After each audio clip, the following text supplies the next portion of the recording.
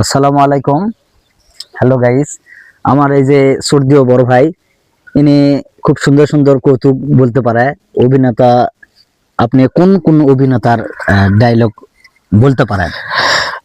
আমি কৌতুক অভিনেতা মজিবর আহ, এনে ডায়লগ দিতে পারি, আর আচ্ছা, সিনেমার মান্না ডায়লগ অবশ্যই। এরকম দিতে পারি। এর আগে আমরা শুনছিলাম, তো আজকে আবার নতুন করে শোনার ইচ্ছে আমাদেরকে জাগছে। তো এটা আমাদেরকে শোনান যাবে? হ্যাঁ, ইনশাল্লাহ শোনাবো।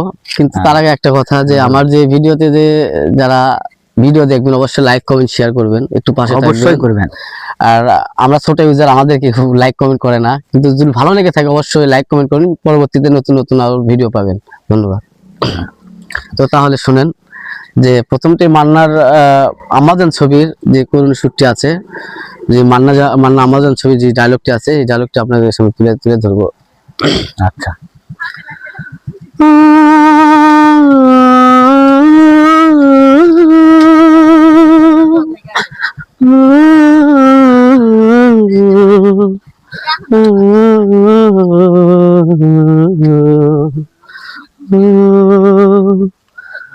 আব্বাজান, দীর্ঘ 22 বছর যাচ্ছে আব্বাজান, কেন কথা বলেন না আব্বাজান?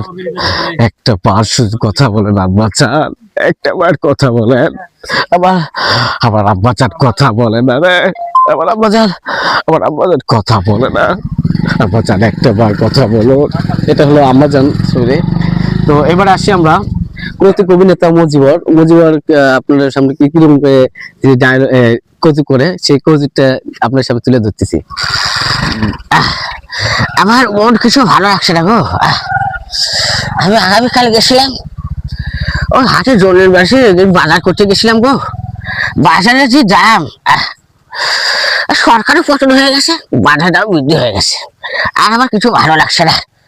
ওরা সংসারই আর করবো না, আর সংসার করবো না হুয়েন ভাই। যখন ভিডিও বানাতে চাই সবাই আসে, ভিড় লাগে, লাইক কমেন্ট শেয়ার চাই। আমরা তো সবাইকে লাইক কমেন্ট করি ভাই, আমাদের কি কেউ করে না। তো এটা আপনাদের জানালাম যে লাইক কমেন্ট করার জন্য। তো পরবর্তীতে আবার কিছু ভিডিও নিয়ে আসবো।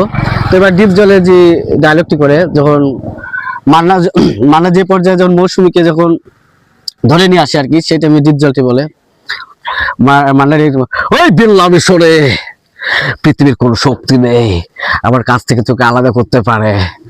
ওই বাচ্চা, তুই আমার কোটি কোটি টাকা লস করছস, আজ আমি তোর বন্ডে সানডে মানডে ক্লোজ করে। কেমন হয়েছে অবশ্যই লাইক করবেন, শেয়ার করবেন। ধন্যবাদ।